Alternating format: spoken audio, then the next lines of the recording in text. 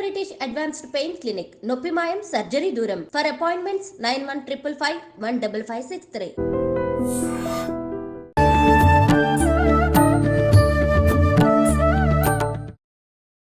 నమస్కారం, welcome to I dream. ధర్మ మార్గం విత్ విజిత కార్యక్రమానికి స్వాగతం. ప్రస్తుతం మనతో పాటు ఉన్నారు ప్రముఖ ఆధ్యాత్మికవేత్త సుభాష్ శర్మ గారు. ఇప్పుడు వారితో మాట్లాడి మనకున్న సందేహాలన్నింటినీ కూడా నివృత్తి చేసుకునే ప్రయత్నం చేద్దాం. నమస్కారం గురుగారు. శ్రీమాత్రే నమః. గురుగారు, చాలా వరకు మనం హిందువులంతా కూడా సనాతన ధర్మ ప్రకారంగా ఏం చేసినా కూడా డేట్ల ప్రకారంగా కాదు, తిథుల ప్రకారంగా చేయాలి అని చెప్పి అంటుంటారు. అదేవిధంగా చూస్తే మనము కొత్త సంవత్సరం అనగానే కూడా ఉగాదిని బట్టి ఆ రోజు తిథి, ఆ రోజుని బట్టి ఫాలో అవుతుంటాం. కానీ ఒక బర్త్డేలు, పెళ్లి రోజులు ఇలాంటి విషయానికి వస్తే మాత్రం మనం తిథుల ప్రకారంగా కాకుండా డేట్ల ప్రకారంగానే ఫాలో అవుతుంటాం. నిజంగా అది లెక్కలోకి వస్తుందంటారా? అది కరెక్టే అంటారా మనం పాటించే విధానం? తప్పకుండా తెలియజేస్తున్నాము. ముందుగా ప్రేక్షకులందరికీ శ్రీమాత్రే నమః, శ్రీ గురుభ్యో నమః. నమో దేవ్యై మహాదేవ్యై శివాయై సతతం నమః. నమ ప్రకృత్యై భద్రాయై నియతాం ప్రణతాస్మిత. నిజంగా అంటే తెలుగు వారి సంవత్సరాది క్యాలెండర్ వేరే, మనకు ఇంగ్లీష్ క్యాలెండర్ వేరే. మనకు తెలుగు వాళ్ళ క్యాలెండర్ అంటే పంచాంగము అనేటటువంటిది వస్తుంది, కానీ పంచాంగం అందరూ చూడలేరు. కాబట్టి ఈ మధ్యకాలంలో ఏమవుతుంది అంటే క్యాలెండర్ అనేటటువంటి కాల నిర్ణయం క్యాలెండర్ లాంటివి ఎన్నో రకాల క్యాలెండర్లు వస్తున్నాయి. దాంట్లో ఏమవుతుంది అని అంటే కనుక వాళ్ళు ఫలానా ఈ డేట్లో పెళ్ళయింది, ఆ డేట్ని వాళ్ళు సాంప్రదాయబద్ధకంగా తీసుకుంటున్నారు. కానీ శాస్త్రం ఏం చెప్పింది అంటే తిథి, వార, నక్షత్ర, ముహూర్త, యోగకరణాలు మాత్రమే తెలియజేసింది తప్ప తేదీ అనేటటువంటిది ఎక్కడ కూడా మెన్షన్ చేయలేదు. ఎందుకు?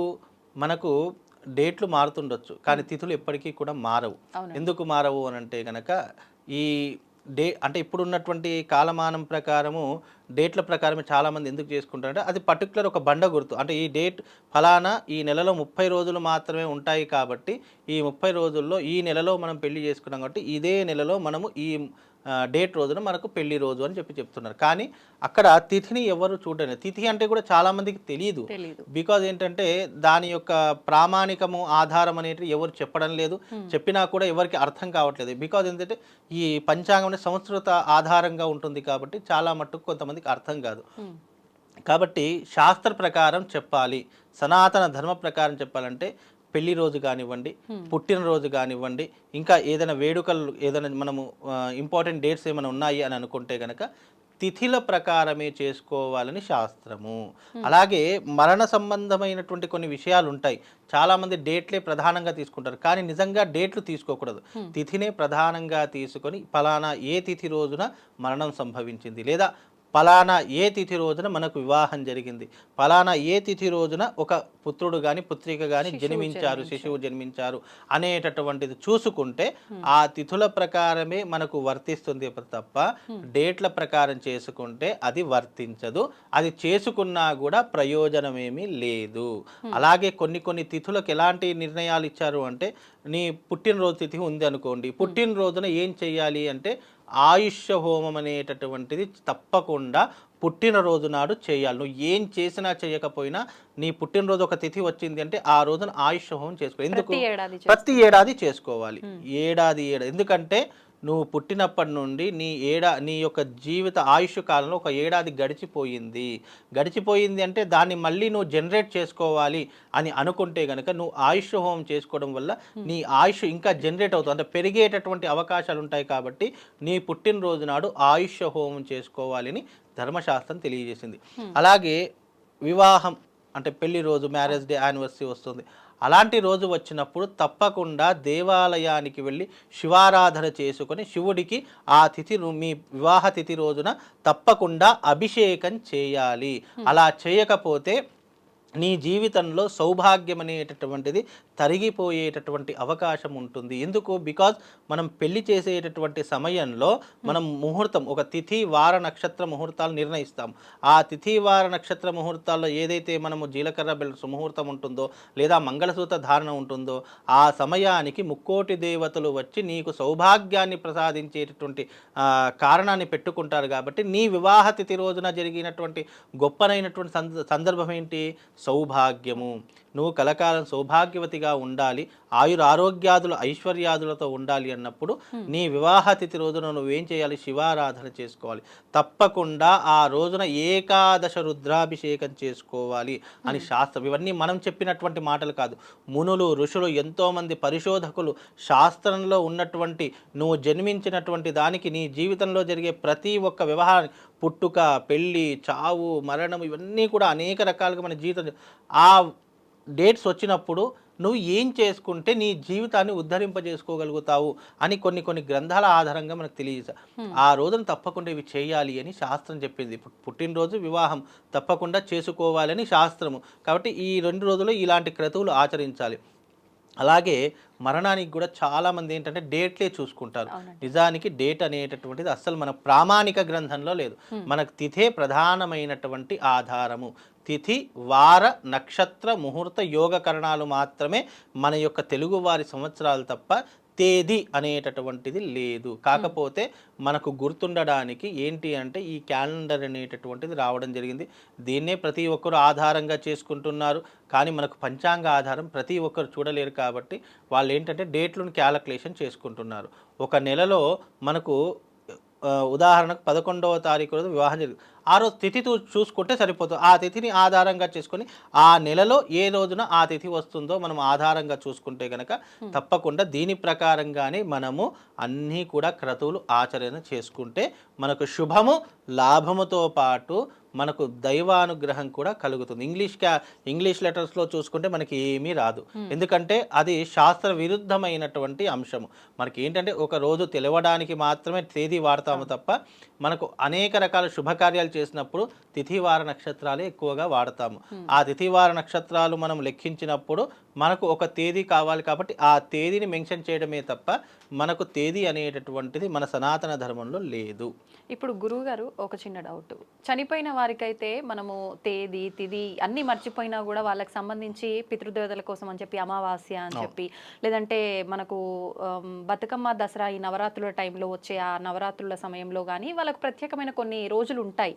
అప్పుడు ఒకవేళ వాళ్ళు అన్నీ మర్చిపోయినా ఈ రోజుల్లో చేస్తే అదే విధంగా ఫలితం ఉంటుంది అని చెప్పి, మరి అలాగే ఇప్పుడు పెళ్లి రోజులు అంటే ఎవరు మర్చిపోర్లేండి, పుట్టినరోజులు కూడా కొంచెం ఎక్కువ సంవత్సరాల క్రింద పుట్టిన వాళ్ళే అవి ఏవి గుర్తుండవు. అటువంటి వారికి ఏదైనా ప్రత్యేకమైన విధానం ఏదైనా ఉందా? ఇక్కడ ఒక విషయం ఏంటంటే తిథి, వార, నక్షత్ర, ముహూర్తాలు అనేటటువంటివి గుర్తు ఉన్నటువంటి వారు చేసుకోవడం ఒక పద్ధతి. లేదండి మా వాళ్ళు రాయలేదు, మర్చిపోయాము, తెలియదు అనుకున్నప్పుడు వ్యవహార నామం ఉంటుంది. అంటే పుట్టినటువంటి వారికి వ్యవహార నామం. పెళ్లి రోజు అయితే ఎవరికైనా తప్పకుండా గుర్తుండే తీరుతుంది 100%. అది ఎందుకంటే పెళ్లి రోజు అనేటటువంటిది గుర్తుండకపోవడం అనేటటువంటి వాళ్ళకంటూ ఒక వయసు వచ్చి అన్ని మెచ్యూరిటీ ఉంటది కాబట్టి ఖచ్చితంగా గుర్తుపెట్టుకుంటారు. 100% గుర్తుంటుంది. వాళ్ళకు గుర్తు లేకుండా పెద్దవాళ్ళకు ఫలానా రోజు అని గుర్తుంటుంది. ఆ గుర్తున్నటువంటి సందర్భంలో డేట్ కాదు అక్కడ మెన్షన్, ఏ ముహూర్తంలో జరిగింది, ఏ తిథిలో జరిగింది, ఏ నక్షత్రంలో జరిగింది అనేటటువంటిదే ముహూర్తం. అక్కడ నక్షత్రాలు మారుతాయి కానీ తిథి ఎప్పటికీ మారదు. కాబట్టి ఆ నెలలో ఆ తిథి వచ్చినప్పుడు తప్పకుండా అదే రోజున పర్టికులర్గా మెన్షన్ చేసి ఆ రోజునే పుట్టినరోజు కానివ్వండి, పెళ్లి రోజు కానివ్వండి, ఇక మరణం రోజు అన్నారు. మరణం రోజు అనేటటువంటి డేట్ క్యాలిక్యులేషన్ ఉండదు ఎవరికి. అంటే కొంతమంది ఉన్నారు వాళ్ళకి ఏంటంటే ఈ నాన్ వెజ్ అవి ఇవి ఉంటాయి కాబట్టి వాళ్ళు డేటు ప్రకారమే చేసుకుంటారు. కానీ ఈ వైశ్యులు కానివ్వండి, లేదు బ్రాహ్మణులు కానివ్వండి, క్షత్రియులు కానివ్వండి, కొంతమంది ఉంటారు తిథి ప్రకారం చేసుకోవడమే ఆచారంగా అంటే శాస్త్రం ఏం చెప్పింది, తిథి ప్రకారం చేసుకోమని చెప్పింది. కానీ శాస్త్రాన్ని పక్కన పెట్టి నేను డేట్ వైజ్గా చేసుకుంటానంటే మనం ఏం చేయలేము దాన్ని. కానీ శాస్త్రం మనకు ధర్మం ఏం చెప్పిందంటే తిథి ప్రకారమే మనకు అన్ని శుభకార్యాలు కానీ అశుభకార్యాలు కానీ ఏదైనా తిథి ప్రకారమే ప్రామాణిక గ్రంథంలో ఉంటుంది. కానీ దాని ఆధారంగానే బేస్ చేసుకొని మనం అన్ని కార్యక్రమాలు చేసుకోవడము సబబు. అదే ప్రామాణికము, అదే మనకు సనాతన ధర్మం అందించినటువంటి గొప్పనైనటువంటి సాంప్రదాయం అని అర్థం చేసుకోవాలి. గురుగారు, ఈ మధ్య కాలంలో కామాఖ్య అమ్మవారి గురించి ఎక్కువగా మాట్లాడుకుంటున్నాం ప్రతి ఒక్కరం కూడా. ఎవరికి తోచిన విధంగా వాళ్ళు చెప్తున్నారు. అంటే అక్కడ కొన్ని రకాల సాంప్రదాయాలు ఉంటాయని చెప్పి, ప్రత్యేకించి కొన్ని రకాల పూజలు జరుగుతుంటాయని చెప్పి, అక్కడ జరిగే పూజల్ని తీసుకొచ్చి మళ్ళీ వేరే ప్రాంతాల్లో చేస్తున్నారు అని చెప్పి రకరకాలుగా మాట్లాడుకుంటున్నాం. ఏదైతేనేంటి ప్రస్తుతం ఏంటి అంటే అక్కడ మద్యం, మాంసం పూజల దగ్గర నివేదన చేస్తారు అని చెప్పి కొంతమంది, అమ్మవారికే నివేదన చేస్తారు అని చెప్పి కొంతమంది, ఇప్పుడు మాత్రం ఇంతకు ముందు కాలంలో ఉండేది ఇప్పుడు అలాంటి సాంప్రదాయం ఆచారం లేదు అని కొంతమంది. అసలు వాస్తవం ఏంటి, అక్కడ ఏం జరుగుతోంది? అసలు మనకు శ్రీ విద్యా సాంప్రదాయము, కొన్ని సాంప్రదాయాలు మనకు ఉంటూ ఉంటాయి. మనకు ఆగమం అనేటటువంటివి చాలా రకాలుగా మనకు ఒక నిర్దిష్టమైనటువంటి సాంప్రదాయాన్ని ఏర్పరిచింది. అయితే మనకు చేసేటటువంటి సాంప్రదాయాల్లో వామాచారం అని చెప్పేసి, దక్షిణాచారం అని చెప్పేసేసి, సమయాచారం అని చెప్పేసేసి ఇలా ఎన్నో రకాలైనటువంటి ఆచార వ్యవహారాదులను మనకు అందించింది సనాతన ధర్మం. అయితే కామాఖ్య అనేటటువంటి క్షేత్రం, ఇది అస్సాం గౌహతి ప్రాంతంలో ఉండేటటువంటి క్షేత్రము కామాఖ్య అమ్మవారి యొక్క క్షేత్రం. అయితే సతీదేవి యొక్క భాగంలో ఒక భాగం అనేటటువంటిది ఆ యొక్క ప్రదేశంలో పడడం జరిగింది. శరీర భాగాల్లో మనకు 18 రకాలైనటువంటి శరీర భాగాల్లో ఒక భాగమైనటువంటి యోని భాగం ఆ ప్రదేశంలో పడడం జరిగింది. అప్పటి నుండి అవన్నీ కూడా అంటే అమ్మవారి యొక్క రూపాల్లో సాత్వికమైనటువంటి రూపాలు కొన్ని ఉన్నాయి, అదే రకంగా ఉగ్ర రూపాలు అనేటటువంటివి కొన్ని ఉన్నాయి. అయితే ఇక్కడ ఉగ్ర రూపాలలో ఉన్నటువంటి దశమహావిద్యలు ఏవైతే ఉన్నాయో 10 రకాలైనటువంటి విద్యలు, ఇవన్నీ కూడా ఉగ్ర స్వరూపాలుగా అమ్మవారి యొక్క తత్వంలో చెప్పడం జరిగింది. అంటే కామాఖ్య అంటే ఉగ్ర రూపమే, అమ్మవారి యొక్క తత్వంలో ఉగ్ర రూపమైనటువంటి క్షేత్రం కామాఖ్య. ఇప్పుడు రాజశ్యామల కానివ్వండి, భగళాముఖి కానివ్వండి, ఈ రాజశ్యామలకు రాజమాతంగి అనేటటువంటి పేరు కూడా ఉంది, చిన్నమస్తాదేవి అని చెప్పేసి పేరు ఉంది. అలాగే మనకు ఈ యొక్క వారాహి అమ్మవారు వేరే, మళ్ళీ బగళాముఖి వీళ్ళందరూ కూడా దశమహావిద్యల్లో వచ్చేటటువంటి ఉగ్రశక్తి స్వరూపాలు ఈ అమ్మవారి యొక్క రూపాలు. చిన్నమస్తాదేవి కూడా ఉగ్ర స్వరూపమే. అలాగే కమలాత్మిక అమ్మవారి యొక్క స్వరూపం, కమలాత్మికాదేవికి మరొక పేరు శ్రీ మహాలక్ష్మి, సాత్వికమైనటువంటి రూపము. అంటే ఇందులో అమ్మవారిని ఆరాధించేటటువంటి తత్వంలో ఉగ్ర రూపాలు కొన్ని ఉన్నాయి, శాంత స్వరూప అవే రూపాలను శాంత స్వరూపంగా కొలిచేటటువంటి ఆధారాలు కొన్ని ఉన్నాయి. అవి ఎప్పుడు ఏర్పడ్డాయి? జగద్గురు ఆదిశంకరాచార్యుల కాలం నాటికి జగద్గురు ఆదిశంకరాచార్యులు అనేక రకాలుగా దేశ పర్యటన చేసేటప్పుడు అమ్మవారి యొక్క తత్వాలను అన్నిటినీ కూడా జగద్గురు ఆదిశంకరాచార్యులు చూసినటువంటి వాడయ్యాను. ఆ చూసినటువంటి తరుణంలో అందరూ కూడా అమ్మవారికి అక్కడ మేకలు, గొర్రెలు, నానా రకాలైనటువంటి రక్తపాతాలతో మూగ జీవాలను హింసించి బలి ఇచ్చేటటువంటి తత్వంలో జంతు బలు ఇచ్చేటటువంటి వారు, మధ్య మాంసాలు పెట్టేటటువంటి వారు, అనేక రకాలుగా అంటే వాళ్ళకు మడి ఆచారం అనేటట్లు లేకుండా ఇష్టం వచ్చినట్టు పూజలు చేసేటటువంటి అలాంటి సందర్భాల్లో జగద్గురు ఆదిశంకరాచార్యులు ఇవన్నీ కూడా మన విధానంలో లేనటువంటి విధానాలు, ఇవన్నీ కూడా చేయడము నిషిద్ధముగా అని చెప్పి అలాంటి సాంప్రదాయాలను తగ్గించేటటువంటి పనిని పెట్టుకున్నటువంటి వారు జగద్గురు ఆదిశంకరాచార్యులు. అప్పటి నుండి మనకు శ్రీ విద్యా ఉపాసనలో ఏంటి అంటే కనుక ఏ అమ్మవారినైనా సాత్వికంగా మనము ఆరాధన చేసుకోవాలి. దీన్ని దక్షిణాన్యాయం, దక్షిణాచారము అని పిలుస్తూ ఉంటారు. అయితే దక్షిణాచారంలో ఏంటంటే సాత్వికంగా అమ్మవారిని ఆరాధించడము, ఉగ్రరూపంగా ఆరాధించేటటువంటి తత్వాలు వేరే ఉంటాయి. ఉగ్రరూపం అంటే ఏంటి? అమ్మవారికి రక్తబలులు ఇవ్వడము, మద్యము పెట్టడము, మాంసము పెట్టడము, అలాగే మైథునం అంటే ముద్రలు అనేటటువంటి అమ్మవారికి సంబంధించిన ముద్రలు ఉంటాయి. ఇలా మైథునము అని చెప్పేసి ఉంటుంది. ఇలా 5 రకాల పంచమకారాలతో చేసేటటువంటి విధానాలు ఆ అమ్మవారికి ఆపాదించబడ్డాయి. వీటిని వామాచార పద్ధతులు అని అంటూ ఉంటారు. ఇప్పటికీ కూడా కామాఖ్య దేవాలయంలో వామాచార పద్ధతులే ఆధారంగా జరుగుతున్నాయి. దానికి మనలాగా మన సాంప్రదాయబద్ధకంగా అక్కడ మనకు కనిపించవు. అక్కడ మద్యము, మాంసము, మైథునం ఇవే కనిపిస్తాయి. అక్కడ పంచమకారాలంటే దున్నపోతుని బలిస్తుంటారు, పావురాలను బలిస్తూ ఉంటారు, మేకలను, గొర్రెలను, అలాగే చేపలను, ఇవన్నిటిని కూడా బలిచ్చేసి అక్కడ వాటిని నైవేద్యంగా అంటే ఈ మద్యాన్ని కూడా నైవేద్యంగా పెట్టి అమ్మవారిని ఆరాధించడం అనేటటువంటిది అక్కడ ఉన్నటువంటి సాంప్రదాయంలో ఒక విధమైనటువంటి పద్ధతి. అంటే ఇవన్నీ కూడా ఎందుకు చేస్తారు? అక్కడ ఉండేటటువంటి ఆలయ సాంప్రదాయం ఆ రకంగా ఏర్పడింది కాబట్టి అది ఆలయం ఏర్పడినప్పటి నుండి కూడా అదే రకమైనటువంటి సాంప్రదాయంలో నడుస్తూనే ఉంది. అయితే అక్కడ కొన్ని చోట్ల ఏమంటారు అని అంటే ఇవన్నీ కూడా ఇప్పుడు లేవు, ఇవి అంతరించిపోయాయి అని చెప్పి చాలామంది అంటూ ఉంటారు. కానీ ఇక్కడ ప్రాంతీయాన్ని బట్టి, దేశాచారాన్ని బట్టి, కులాచారాన్ని బట్టి, మతాచారాన్ని బట్టి సాంప్రదాయాలు వాళ్ళకు అనుకూలంగా పెట్టుకున్నటువంటి విధానాలే ఇవన్నీ సాంప్రదాయాలు. ఇప్పుడు మీరు చెప్పినట్టు ఈ పంచమకార విధానం అంతా కూడా ఓన్లీ పూజల వరకు అంటే ఆలయ ప్రాంగణ ప్రాంగణం బయటే గానీ ఆలయ ప్రాంగణం లోపలికైతే అలో ఉండవు కదా? ఆలయ ప్రాంగణంలో మీకు ఎక్కడ పూజల వరకే పూజల వరకు మాత్రమే పరిమితం. ఇది ఆలయం బయట కానివ్వండి, మీకు ఇప్పటికీ కూడా కామాఖ్యకు వెళితే అక్కడ విగ్రహాలు మీకు ఏమీ కనిపించవు. అన్ని విరిగిపోయినటువంటి విగ్రహాలు, భిన్నమైనటువంటి విగ్రహాలు, తల లేనటువంటి విగ్రహాలు, ఇట్లా భిన్న భిన్నంగా కనిపిస్తూ ఉంటాయి విగ్రహాలు. అవి అప్పట్లో ఈ యొక్క మొఘలాయులు ఈ ముస్లిం దాడి చేసినప్పుడు అన్ని విగ్రహాలు ధ్వంసం చేసినటువంటి సంఘటనలే ఉన్నాయి. అలాగే అక్కడ కూడా విగ్రహాలన్నీ కూడా మీకు భాగాలు కనిపిస్తాయి. ఒక దగ్గర చెయ్యి భాగం కనిపిస్తుంది, మరొక దగ్గర తల భాగం కనిపిస్తుంది, మరొక దగ్గర పాదాల భాగం కనిపిస్తుంది. ఇట్లా ఒక్కొక్క దగ్గర ఒక్కొక్క భాగాలు అన్నిటికీ పూజలు జరుగుతుంటాయి. అన్నిటికీ పూజలు మరి ఇప్పుడు మన ఇళ్లలో చేసే విధానంలో ఎక్కడన్నా చిన్న ఏదైనా వస్తే పనికిరాదు భిన్నమైంది అని అంటూ ఉంటారు. అక్కడ అవన్నీ కూడా ఆచారం కదా. అక్కడ శరీర భాగాలన్నీ కూడా విస్తృతంగా పడినటువంటి భాగాల క్షేత్రాలు అవి. కాబట్టి అక్కడ అవి ఆచారంగానే కనిపిస్తాయి. కాబట్టి అక్కడ ఉన్నటువంటి వ్యవహార శైలిలో కామాఖ్య అమ్మవారి యొక్క క్షేత్రంలో ఇప్పటికీ కూడా ఆచారంగా వ్యవహారంగా నడుస్తున్నటువంటివి పంచమకారాల పూజలు నడుస్తాయి. వాటిని ఆధారంగా చేసుకొని ఇప్పుడు ఏం చేస్తున్నారు, అక్కడి వరకు కామాఖ్యకు వెళ్ళలేనటువంటి వారు ఎవరైతే ఉన్నారో మన ప్రాంతంలో ఎవరికీ తెలియకుండా ఇవి రహస్యంగా చేసేటటువంటి పూజలు. కాబట్టి ఎందుకంటే పంచమకారాలంటే దాంట్లో అనేక రకాలైనటువంటి మనుషులు చూడకూడనటువంటి కొన్ని పనులు కూడా దాంట్లో ఉంటూ ఉంటాయి. కాబట్టి అవి తెలియకుండా రహస్యంగా చేసేటటువంటి పూజలు ఈ కామాఖ్య అమ్మవారి యొక్క పూజలు. మామూలుగా ఇవి సాత్వికంగా కొన్ని రకాలుగా ఉంటాయి, క్షుద్రంగా కొన్ని, అంటే అవి చూస్తే క్షుద్ర పూజలు అని అనిపిస్తుంది కొన్ని పూజలు మనకు చేస్తే. కానీ విధి విధానాలు అనేటటువంటివి అమ్మవారికి సంబంధించిన విధి విధానాలు చాలా క్లుప్తంగా చాలా రహస్యంగా తాళపత్ర గ్రంథాల్లో నిక్షిప్తమైనటువంటి విధంగా మనకు కొన్ని విధానాలు అందించారు. అవి చేస్తున్నప్పుడు మూడవ కంటి వాడికి తెలియకూడదని ధర్మశాస్త్రం. కానీ ఈ మధ్య కాలంలో సోషల్ మీడియాలో అన్నీ కూడా వచ్చేస్తున్నాయి, తెలిసిపోతున్నాయి ప్రతి ఒక్కరికి కూడా. కానీ మనము పంచమకారాల పూజ చేస్తున్నప్పుడు ఎవరికి కూడా అవి కంటపడకూడదు. అలా కంటపడినా కూడా అవి ప్రయోజనం లేని విధంగా ఉంటూ ఉంటాయి. మళ్ళీ ఈ పూజలు అనేటటువంటి కేవలం రాత్రి సమయంలో మాత్రమే చేసేటటువంటి విధానాలు తప్ప సూర్యుడు ఉన్నప్పుడు ఈ పూజలు నిషిద్ధము. ఇవి ఎప్పుడూ కూడా సూర్యాస్తమయం అయిన తర్వాతనే ఈ పూజలు చేయడానికి మనకు ప్రామాణిక గ్రంథం అందించింది. ఎప్పుడైనా గుర్తుపెట్టి, సూర్యోదయం అయిన తర్వాతనే ఇవన్నీ కూడా చేయాలి. సూర్యుడు ఉన్నప్పుడు చేస్తే అవి నిష్ప్రయోజనం.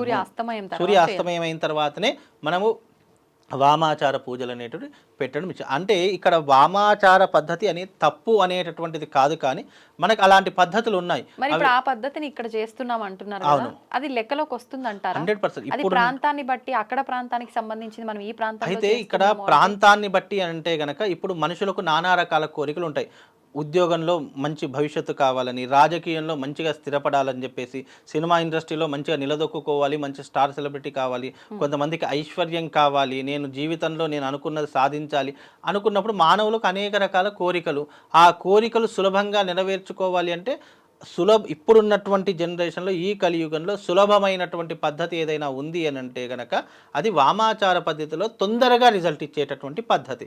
మీరు శాస్త్రంలో చూసుకున్నా ఎక్కడ చూసుకున్నా ఇప్పుడున్నటువంటి జనరేషన్లో ఇప్పుడున్నటువంటి కలియుగంలో అమ్మవారిని మనం ఆరాధించాలి అంటే వామాచార పద్ధతిలో ఆరాధించడం వల్ల శీఘ్రాతి శీఘ్రంగా ఫలితాలు కలుగుతాయి అనేటటువంటిది మనకు శాస్త్రం అందించినటువంటి దృక్పథం. ఇప్పుడు వామాచార పూజలు మీరు అన్నట్టుగా ఎంత తొందరగా ఫలితం వస్తుందో, చిన్న లోపం ఏదైనా జరిగితే అంతే విధంగా మళ్ళీ కోలుకోలేని దెబ్బ. 100%. అందుకే అంటున్నాను కదా, వామాచార పద్ధతి ఎంత శాస్త్రయుక్తంగా చేస్తే ఫలితం అంత తొందరగా వస్తుంది.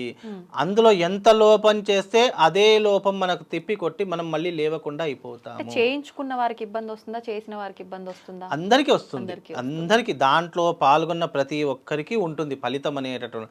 చేయించినటువంటి వాడికి ఉంటుంది, చేసినటువంటి వాడికి ఉంటుంది, కర్తకు ఉంటుంది, కర్మకు ఉంటుంది, అన్నిటికీ కూడా అక్కడ ఫలితం అనేటటువంటిది ఉంటుంది. అందుకే జగద్గురు ఆదిశంకరాచార్యులు ఏమన్నారు, వామాచార పద్ధతి అనేటటువంటిది నిషిద్ధమైనటువంటి పద్ధతి. అవి చేసుకోవాలనుకున్నా కూడా గ్రామం అవతల కానివ్వండి, జనారణ్యం లేనటువంటి భాగంలో కానివ్వండి, అడవి లాంటి ప్రదేశాల్లో, అసలు ఎక్కడ ఒక జనసంచారం లేనటువంటి ప్రదేశాల్లో చేసుకోవాలి అని మాత్రమే సెలవిచ్చారు తప్ప అది పద్ధతి తప్పు అని చెప్పడం కూడా జగద్గురు ఆదిశంకరాచార్యులు ఎప్పుడు కూడా చెప్పలేదు. కాకపోతే ఆ పద్ధతులు అనేటటువంటివి జనారణ్యం లేనటువంటి స్థలంలో చేసుకోవడం మంచిది అని చెప్పారు తప్ప అది పూర్తిగా నిషిద్ధం నిషిద్ధము అని చెప్పాలి. నిషిద్ధము అని ఆయన నోటి నుండి వచ్చింది అంటే అది ఇప్పటికీ కూడా జరగదు. కానీ ఇప్పటికీ జరుగుతుంది అనుకున్నప్పుడు అక్కడ ఆయా పద్ధతులు ఇప్పటికీ కూడా ఆచరణలో ఉన్నాయి. చాలామంది అక్కడికి వెళ్ళి చేసుకోలేనటువంటి వారు ఉంటారు. అక్కడికి వెళ్ళినా కూడా చేసుకోవడం అసాధ్యము. ఎందుకంటే అక్కడ చేసుకోవాలి అని అంటే అక్కడ తెలిసిన వారు ఉండాలి. అలాగే తెలిసిన వారు ఉన్నప్పటికీ ఈ పంచమకారాల విధానం పూర్తిగా తెలిసినటువంటి జ్ఞానులు ఉండాలి. ఇప్పుడు అంత జ్ఞానులైతే అక్కడ ఎవరూ లేరు. వాళ్లకు డబ్బు వస్తుంది, సంపాదిస్తున్నాము, వాళ్లకు అనుకున్నటువంటి విధంగా ఈ క్షేత్రంలో చేసుకోవాలని వాళ్ళ కోరిక తీరుతుంది తప్ప అక్కడికి వెళ్ళినా కూడా అది సాంప్రదాయబద్ధకంగా అవుతుంది అనేటటువంటి ఆచరణ లేదు. ఎందుకంటే ఈ మధ్యకాలంలో వెళ్ళినప్పుడు అక్కడ చేయడం అనేటటువంటిది చేస్తున్నారు, కానీ విధానాలను అనేక లోపాలు జరుగుతున్నాయి. చాలామంది ఈ మధ్యకాలంలో కూడా గురుగా నేను కామాఖ్య వెళ్ళాను, అక్కడికి వెళ్ళాను, ఇక్కడికి వెళ్ళాను, అయినా నా కోరిక నెరవేరలేదు. బికాజ్ నెరవేరలేదు అనడానికి రీజన్ ఏంటి? అక్కడ జరిగేటటువంటి పూజా లోపం వల్లనే చాలామందికి నెరవేరలేదు. కామాఖ్య అంటే ఏదో వెళ్ళాము చేశాము అన్నట్టు కాదు. దానికి సనాతన ధర్మంలో మనకు కొన్ని పర్టికులర్ ఎథిక్స్ ఇచ్చారు. ఆ ఎథిక్స్ ప్రకారమే మనం చేస్తే బాగుంటుంది తప్ప అక్కడ ఇష్టం వచ్చినట్లు చేసి వాళ్ళు వెళ్ళారు, ఇది క్షేత్రం ఇక్కడ అయిపోయింది అని అనుకుంటే ఎప్పటికీ దానికి రిజల్ట్ అయితే రాకుండా ఉంటుంది. కనుక ఏదైనా కూడా దానికి సమయ సందర్భాలు, దానికి ఆపాదించినటువంటి క్రతువులు ఏవైతే ఉన్నాయో సాంప్రదాయబద్ధకంగా చేస్తే, దాంట్లో కూడా సాంప్రదాయం ఉంది. ఏ పద్ధతిలోనైనా సరే నియమాలు నిష్టలు అనేటటువంటి కొన్ని ఉన్నాయి. దాని ఆధారంగా చేసుకుంటేనే అది మనకు వర్తించి మనం అనుకున్నటువంటి కోరిక నెరవేరడానికి అదొక సాక్షిభూతం అవుతుందమ్మా. కామాఖ్య అమ్మవారి ఆలయ దర్శనం ఎవరైనా చేసుకోవచ్చా? కామాఖ్య అమ్మవారి ఎవరైనా సృష్టిలో ఉన్నటువంటి ఏ జీవరాశి అయినా కూడా అమ్మవారి యొక్క క్షేత్ర దర్శనం చేసుకోవచ్చు. ఆ తల్లి యొక్క మహిమ ఒకటి కాదు. ఎంత దరిద్ర నష్టజాతకుడైనా సరే కామాఖ్యలో అడుగు పెడితే చాలు వాడి యొక్క జాతకం పూర్తిగా తొలగిపోతుందమ్మా. అంటే పూర్తిగా జాతకం అనేటటువంటిది మార్పు చెంది వృద్ధిలోకి రావడానికి తోడ్పడేటటువంటి క్షేత్రం ఏదైనా ఉంది అంటే అది కామాఖ్య క్షేత్రం. అంటే క్షేత్రాలు అనేక రకాలుగా ఉన్నాయి. అమ్మవారి యొక్క క్షేత్రంలో ఈ కామాఖ్య అమ్మవారి యొక్క క్షేత్రం చాలా సుప్రసిద్ధమైనటువంటి క్షేత్రం. జాతక నీచంలో ఉన్న గ్రహాల యొక్క అనుకూలత లేకపోయినా ఒక్కసారి అమ్మవారి యొక్క దర్శనం చేసుకొని వస్తే చాలా రకాలుగా మేలు జరిగేటటువంటి అవకాశం, శుభం జరిగేటటువంటి అవకాశం. ముఖ్యంగా అక్కడికి ఎవరు వెళ్ళాలంటే సంతానం లేనటువంటి, ఈ మధ్యకాలంలో సంతానము అంటే కృత్రిమమైనటువంటి సంతానం ఎక్కువ జరుగుతుంది తప్ప మనకు భగవంతుడు అందించినటువంటి విధానంలో సంతానం ఎవరికి జరగడం లేదు. అంటే చాలా రకాలుగా తక్కువ మోతాదులో జరుగుతుంది, తక్కువ శాతంలో జరుగుతుంది. కాబట్టి మనకు ప్రకృతి పరంగా సంతానం కలగాలి అని అనుకుంటే గనక, సృష్టి విధంగా సంతానం జరగాలంటే ఒక్కసారి కామాఖ్య ఆలయానికి వెళ్ళి వచ్చి అక్కడ అమ్మవారికి నమస్కారం చేసుకొని వీలైతే 3 రోజులు కానీ లేదా 9 రోజులు కానీ నిద్ర చేసి వస్తే నిజంగా వాడి యొక్క జీవితంలో ఎనలేనటువంటి అద్భుతాలు జరుగుతాయమ్మా. ఇప్పుడు మీరు ఇందాక చెప్పినట్టు ఈ వామాచార పూజలన్నీ కూడా అక్కడ జరిగే విధానం చూడడానికి క్షుద్ర పూజల మాదిరిగా ఉంటుంది అని, కానీ అక్కడ నిజంగా కూడా క్షుద్ర పూజలు చాలా ఎక్కువగా జరుగుతుంటాయి అంటారు. ఇది వాస్తవం? వాస్తవమ్మా. ఇప్పటికీ కూడా అక్కడ క్షుద్రం జరుగుతుంది. మంత్రం కామాఖ్యలో మంత్రము ఉంది, తంత్రము ఉంది, యంత్రము ఉంది. 3 రకాల పద్ధతులు ఉన్నాయి. క్షుద్రము అని అంటే గనక శత్రువుల మీద చేసేటటువంటి ప్రయోగము. అంటే ఒక బలహీనుడు బలవంతుని ఎదుర్కోలేడు కాబట్టి దానికి ప్రత్యామ్నాయంగా ఏం చేస్తారంటే ఇలాంటి క్షుద్రంలో ఆచరణ పొంది దాని యొక్క మంత్ర ప్రయోగం ద్వారా వాడిని ఏదో రకంగా నాశనం చేయాలని ఈ రకమైనటువంటి క్షుద్రం చేస్తూ ఉంటారు. అదే రకంగా అంటే ఎవరైనా ఇప్పుడు మన మీద ఏదైనా ప్రయోగం చేశారు, మనం నాశనం అయిపోయేలా వాళ్ళు ఏదైనా ప్రయోగం చేశారు, మంత్ర ప్రయోగం చేశారు అని అనుకున్నప్పుడు వాళ్ళని ఎదిరించే శక్తి మన దగ్గర ఉండదు. బికాజ్ ఎందుకంటే వాళ్ళు గొప్ప వాళ్ళకి అవుతుండొచ్చు, లేదా డబ్బున్న వాళ్ళు కావచ్చు, వాళ్ళని ఏదైనా అంటే మనకి ఏదైనా నష్టం జరుగుతుండవచ్చు, మనకంటూ ఒక కుటుంబం ఉంది అని ఆలోచించే వాళ్ళు ఉంటారు కదా. అలా ఆలోచించేవారు ఏంటి అంటే గనక ఇలాంటి క్షుద్ర ప్రయోగాలు చేసి అతన్ని ఏదో రకంగా నాశనం చేసి ఆ యొక్క నాశనాన్ని చూసి ఆనందించేటటువంటి తత్వంలో ఉన్నటువంటి వారు కొంతమంది ఉంటారు. అలాంటి కొంతమందిని కోరుకునేటటువంటిదే ఈ క్షుద్రము.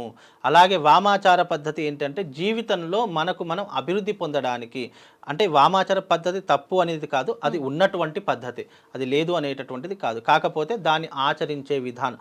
ఇప్పుడు నేను ఒక రాజకీయంలో ఉన్నాను, ఒక ఎమ్మెల్యే పదవిలో ఉన్నాను, నాకు మంత్రి పదవి కావాలి, లేదా నాకు ఒక సీఎం హోదా కావాలి, లేదా నాకు రాష్ట్రపతి హోదా కావాలి, లేదా నాకు ఒక ప్రధానమంత్రి యోగం కావాలి అంటే తాను ఉన్నటువంటి స్థితిలో ఉన్నప్పుడు దానికంటే బెటర్ పొజిషన్ కావాలి, ఉన్నత స్థాయి కావాలి అని అనుకున్నప్పుడు ఇలాంటి పద్ధతులను ఆచరిస్తూ ఉంటారు. దానికి దశమహావిద్యల్లో ఒక్కొక్క అమ్మవారు ఒక్కొక్క స్థితిని ఇచ్చేటటువంటి విధంగా ఉండేటటువంటి తల్లే దశమహావిద్యల్లో ఉన్నటువంటి అమ్మవార్లు.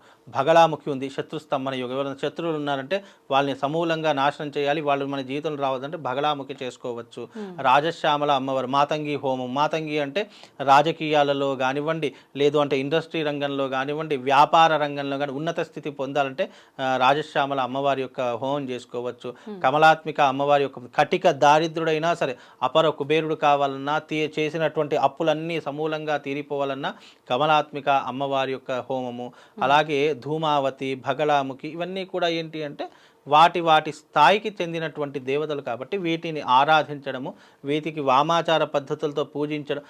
దక్షిణాచారం కంటే వామాచారం చాలా సులువుగా ఉండేటటువంటి విధానం. దక్షిణాచారంలో ఏంటంటే విధి విధానాలు, పద్ధతులు చాలా పర్టికులర్గా ఉంటాయి. వామాచారంలో ఏంటంటే కొన్ని పద్ధతులు తక్కువగా ఉండేసి విధానాలు ఎక్కువగా ఉండేటటువంటి స్థితియే వామాచార పద్ధతి. కామాఖ్యలో కూడా అదే పద్ధతులునే. అక్కడ చేసుకోలేనటువంటి వారు, అక్కడ చేసుకున్నా కూడా ప్రయోజనం లేనటువంటి వారు, ఫలితం పొందలేనటువంటి వారు ప్రత్యేకంగా మాలాంటి వాళ్ళని సంప్రదించి ఏం చేస్తారంటే ఇలాంటి క్రతువులు ఆచరణ చేసుకొని వాళ్ళు ఫలితాన్ని పొందేటటువంటి అవకాశం ఏర్పడుతుందమ్మా. గురుగారు, చాలామంది ఉదయం లేవగానే దేవుణ్ణి తలుచుకోవడము, లేదు అనంటే ఎవరి అరచేతులు వాళ్ళు ఇలా ఒకసారి రుద్దుకొని చూసుకొని కళ్ళకద్దుకోవడము ఇలాంటివి చేస్తూ ఉంటారు. నిజంగా ఎందుకని ఇలా అరిచేతులు అలా చూసుకోవడం దేనికి సంకేతం అంటారు? దీనికి మనకు ఒక శ్లోకం ఉంది.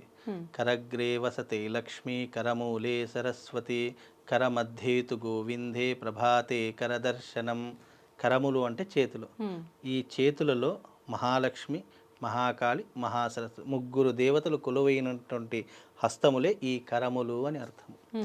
ఇక్కడ మనకు కరములు ఎందుకు చూసుకోవాలి అంటే, మనము చాలామంది ఈ మధ్యకాలంలో కూడా ఉదయం లేచిన వెంటనే చేతులు చూసుకోవడం, భూమికి నమస్కారం చేసి పాదాలు కింద పెట్టడము, ఇవన్నీ కూడా ఎందుకు చేస్తారు అని అంటే గనక మనకు ఉదయం లేచిన తర్వాత మనము కొన్ని వస్తువులను చూడడం ద్వారా మనకు పాజిటివ్ ఎనర్జీ అనేటటువంటిది మనకు తెలియకుండానే మనకు ఆపాదించబడుతూ ఉంటుంది. అది మనం చూసేటటువంటి విధానంలో కావచ్చు, లేదా మనం తెలియకుండానే మన కంటికి కనిపించే వస్తువుల ద్వారా కూడా ఆ డేని మనం గుర్తించేటటువంటి అవకాశాలు మనకు పూర్వకాలం నుంచే ఉన్నాయి. అది జ్యోతిష శాస్త్రంలో కూడా, వాస్తు శాస్త్రంలో కూడా.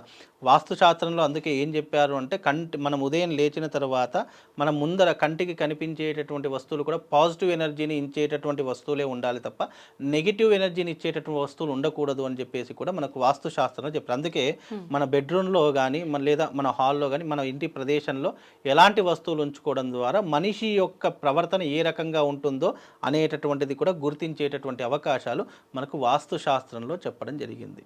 కాబట్టి ఇక్కడ చేతులు చూసుకోవడము అని అంటే మన జీవితంలో మనం ఏది సంపాదించాలన్నా, ఏది చేయాలన్నా చేతులు లేకుండా ఏది చేయలేము. అందుకే చేతులు లక్ష్మీదేవితో సమానము అని చెప్పడం జరిగింది. లక్ష్మీదేవితో సమానం అంటే ప్రతి ఒక్కరికి ఉదయం లేచినప్పటి నుండి రాత్రి పడుకునేంత వరకు కావాల్సింది ఏంటంటే డబ్బు. అవునండి. ఉదయం లేచాము, మనము అన్నీ మన శరీరానికి సంబంధించిన అన్ని కాలకృత్యాలు అయిపోయాయి, అన్ని రకాలుగా మనం భోజనం చేసాం, టిఫిన్ చేసాం, అన్నీ అయిపోయాయి అంటే ఇక మనం వెంటనే పరిగెత్తేటటువంటి కాలంతో మనకు చేతులతోనే పని ఉంటుంది. ఏది చేయాలన్నా చేతులతోనే. అంటే చేతులు అనేటువంటి లక్ష్మిని ప్రసాదించేటటువంటిది. ఏది తీసుకోవాలన్నా, ఏది ఇవ్వాలన్నా, ఏది దానం చేయాలన్నా చేతులే దానికి ప్రధానమైనటువంటి. కరగ్రే వసతే లక్ష్మి. ఇక్కడ ఈ వేలి భాగంలో ఏముంటుందంటే లక్ష్మీదేవి ఉంటుంది. ఈ వేళ్ళు ఉన్నాయి కదా, కరగ్రే వసతే లక్ష్మి కరమూలే సరస్వతి, మూలమునందు సరస్వతీదేవి. ఇక్కడ కరమధ్యేతు గోవింద ప్రభాతే కరదర్శనం. ఈ యొక్క చేతులను చూసుకోవడం ద్వారా ప్రభాతే కరదర్శనము అని అంటే ఈ చేతులు మనం ఈ రకంగా చూసుకున్న వెంటనే దర్శనము అంటే నీ తల్లి నీ యొక్క దర్శనమైంది. దీని తర్వాత ప్రభాతే కరదర్శనం అంటే సూర్యుని యొక్క చూపుని చూసుకోవడం అనేటటువంటిది. ఈ రకంగా చెప్పేటటువంటి విధానాల్లో ఈ చేతులను చాలామంది చూసుకుంటారు. అలా చూసుకోవడం ద్వారా ఆ డే అంతా కూడా మనకు పాజిటివ్ ఎనర్జీని సంతరించుకొని ఉంటుంది. కాబట్టి ఈ రకమైనటువంటి పద్ధతిని పెట్టారు. అలాగే భూదేవి మీద అడుగు పెట్టేటప్పుడు తల్లి ఈ రోజున నీ మీద అడుగు పెడుతున్నాను, తప్పుగా భావించకుండా తల్లిలా నీ బిడ్డలా భావించి నీ ఒడిలో నన్ను తీసుకో అని చెప్పేసి మనం భూమి మీద అడుగు పెడుతూ ఉంటాం. ఇవన్నీ కూడా చాలా మట్టుకు హాస్యాస్పదంగా ఉంటాయి. అంటే ఇవన్నీ కూడా ఏంటి అంటే నమ్మకం ఉన్నటువంటి వాడికి, భగవంతుడంటే విశ్వాసం ఉన్నటువంటి వాడికి ప్రతిదీ కూడా భగవత్ స్వరూపంగానే కనిపిస్తుంది. నమ్మకం లేనటువంటి వాడికి కన్న తల్లినైనా సరే కాలెత్తి తన్నేటటువంటి లోకంలో ఉంటారు. కాబట్టి ఏదైనా కానీ నమ్మకము, విశ్వాసమే మనిషిని నడిపించేటటువంటి ప్రధానమైనటువంటి ఇంధనం. ఇంధనం అంటే ఒక కారు నడవడానికి పెట్రోల్ ఎంతనైతే అవసరమో ఒక మనిషి నడవడానికి కూడా. రేపు నువ్వు ఈ రోజు నువ్వు బ్రతుకుతున్నావు అని అంటే రేపటికి రూపం లేదు. రేపు నువ్వు బ్రతుకుతావో బ్రతకవో కూడా గ్యారంటీ లేదు. ఈ రోజు ఏంటోనే మనకు అర్థమైపోతుంది తప్ప రేపటికి మనం ఏమనుకుంటామో తెలియదు. కాబట్టి మనం భూమి మీద అడుగు పెడుతున్నాము అని అంటే తల్లి నన్ను నీ బిడ్డలా భావించు తప్ప నన్ను అన్యదా భావించకుండా నన్ను రక్షించు తల్లి అని చెప్పేసి భూమి మీద అడుగు పెడతామట. అందుకే ప్రతి ఒక్కరు భూమి మీద అడుగు పెట్టేటప్పుడు కూడా భూదేవిని కూడా నమస్కారం చేసుకొని అడుగు పెట్టాలి అని శాస్త్రం అన్నమాట. ఇలా ఒక్కొక్కటి ఒక్కొక్క రకంగా చాలా విస్తృతంగా చెప్పడం జరిగింది శాస్త్రంలో. కాబట్టి ఇవన్నీ కూడా మనిషి యొక్క నమ్మకం మీద ఆధారపడి ఉన్నటువంటి సున్నితమైనటువంటి అంశాలు. కాబట్టి ఇవన్నీ చేసుకోవడం ద్వారా ఏమవుతుంది, ఎవరికో ఏదో జరగడం కాదు, ఏదో అయిపోతుందని కాదు, మనకు పాజిటివ్ ఎనర్జీని గెయిన్ చేసుకోవడం, మన శక్తిని ప్రసరింపజేసుకోవడం. మనం ఈ రోజు నడుస్తున్నాము, ఈ రోజు ఇంత సంపాదిస్తున్నాము, ఇవన్నీ చేస్తున్నాము అని అంటే ఆ భూదేవి తల్లి యొక్క అనుగ్రహము. భూదేవి లేకపోతే సృష్టిలో ఏ పంచభూతాల్లో మనకు తినడానికి ఏ ఆహారం కూడా దొరకదు.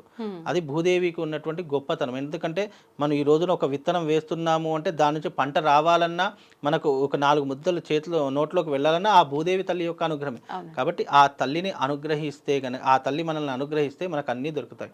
అలాగే ఈ రోజున మనము లగ్జరీగా తిరుగుతున్నాము, చక్కగా కార్లలో తిరుగుతున్నాము, చక్కగా పెద్ద పెద్ద భవనాలు కట్టుకుంటున్నాము అంటే లక్ష్మీదేవి యొక్క అనుగ్రహం. తల్లి ఇగో ఈ చేతులతో నిన్ను అర్థిస్తున్నాను, ఈ చేతులతోనే సంపాదిస్తున్న తల్లి, ఈ సన్మార్గమైనటువంటి చేతులను నీ యొక్క రూపకంగా భావన చేసుకొని మమ్మల్ని అష్టైశ్వర్యాలతో తులతూ అని చెప్పేసి ఈ 2 చేతులు జోడించి నమస్కారం చేసి నామం ఏమైనా చెప్పాలా గురువు గారు?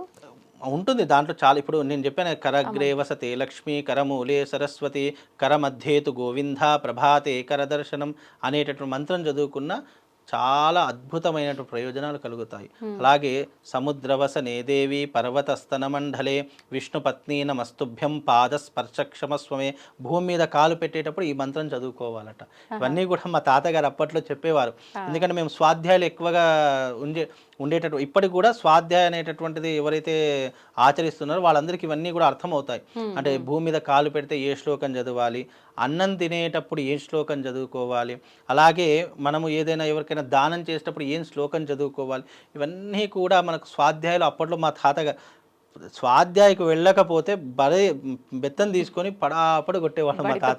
భరత పూజ నిజంగా అంటే ఆ రకంగా మా ఇంట్లో ఉండేటటువంటి వారు. అంటే స్వాధ్యాయకి వెళ్ళకపోయినా కానీ, లేదు అని అంటే కనుక పొద్దున్న లేసి నువ్వు సంధ్యావందనం చేసుకోకపోయినా, గుడికి వెళ్ళి దీపం పెట్టకపోయినా నిజంగా ఎలా కుక్కను కొట్టేవారు అంటారు చూసారా, మాటలు వింటాం, అలా కొట్టేవారు మమ్మల్ని. అయ్యో చాలా, 1 కాదు 2 కాదు, కొన్ని 100 సార్లు ఇప్పటికీ మా నాన్నగారు కొట్టింది ఇప్పటికీ అలా ఇక్కడ ఉంటుంది నాకు, ఉండిపోయింది. అంటే ఆ రకంగా చేశారు కాబట్టి ఇప్పుడు 100% ఎప్పుడైనా చాలా మంది ఇప్పుడు పెద్దవాళ్ళు కొట్టారు అని అంటే కనుక ఏదో ఒక అర్థం ఉందో, లేదంటే మనం ఏదో సన్మార్గంలో నడవాలని కొట్టారనే తప్ప అప్పట్లో మనకు కోపం వచ్చేది, అయ్యో ఊరికి ఏంటి నాయన అనవసరంగా ఇంట్లో పుట్టాను అనుకుంటారు. కానీ అది అప్పుడు మాకు అర్థం కాలేదు, ఇదిగో ఇప్పుడు అర్థమయ్యి ఈ పొజిషన్లో ఉన్నాం. లేదు అని అంటే ఏ ఆవులు మేపుకుంటూ, ఎందుకంటే పల్లెటూరు కదా, ఆ పల్లెటూరులో అదే రకంగా ఉండేది. అప్పుడు ఎగ్జాంపుల్గా చూపించేవారు, అరే నువ్వు చదువుకోకపోతే ఇగో పోయి 2 ఆవులు ఇస్తా, పోయి మేసుకొని సాయంత్రం వచ్చిన తర్వాతనే భోజనం పెడతా అనేటటువంటి దుస్థితి అప్పట్లో ఉండేది మాకు. అంటే మా ఇంట్లో అప్పట్లో ఆవులు ఒక 50 ఆవులు, అన్ని చాలా రకాలుగా పశు పంటలు, పాడి పంటలు చాలా. అప్పట్లోనే మాకు ఒక 80 ఎకరాల పొలం ఉండేది. అప్పట్లో అలా ఉండేది. కాబట్టి మా తాతగారు ఏంటంటే, నువ్వు ఇవన్నీ పోయినా కూడా నీ కాళ్ళ మీద నువ్వు నిలబడాలి అని అంటే నీకు ఒక జీవన వృత్తి కావాలి, మనకున్నటువంటి వృత్తి ఇదే వృత్తి. కాబట్టి రోజు సంధ్యావందనం చేసుకో, గుడికెళ్ళి గాయత్రి జపం చేసుకో, అక్కడ దీపం వెలిగించు, దాని తర్వాత నువ్వేమైనా ఆడుకో అని అనేటటువంటి వారు. అప్పట్లో అలా ఉండేది, ఒక సిస్టమేటిక్గా ఉండేటటువంటి. అలాగే సంక్రాంతి రాగానే మంచిగా చాప మీద కూర్చోబెట్టి నేరవళ్ళు, రేగిపళ్ళు, జామకాయలు, జీడి గింజలు ఇవన్నీ కూడా మాకు భోగి పళ్ళు పోసేటటువంటి వారు. కానీ ఇప్పుడు సాంప్రదాయం అవన్నీ కూడా కనుమరుగైపోయి ఇప్పుడు ఎవరికైనా పిల్లలకు పోద్దాం అనుకున్నా ఏంటి నాన్న ఏంటిదంతా అని చెప్పేసి అంటే చాలా మట్టుకు నిజంగా సాంప్రదాయాలు అన్ని కనుమరుగైపోయాయి, కొన్ని. చాలా మట్టుకు మర్చిపోయేటటువంటి స్థితిలో ఉన్నాయమ్మా. కాబట్టి అందుకే ఏదైనా మనం ఒక కాలు భూమి మీద పెట్టాలన్నా, మనం ఏదైనా సంపాదించాలన్నా, పొద్దున్న లేసి చేతులు చూసుకోమన్నారన్నా అది మన కోసమే తప్ప ఇతరుల వాళ్ళ కోసం కాదమ్మా. నిజంగానే మీరు చెప్పిన ఇప్పుడు మీకు సంబంధించిన విషయం ఏదైతే ఉందో ఇప్పుడు ఈ తరం వాళ్ళకి ఒక మంచి ఉదాహరణగా పనిచేస్తుంది ఇది. 100% నిజంగానే ధన్యవాదాలు గురువు గారు.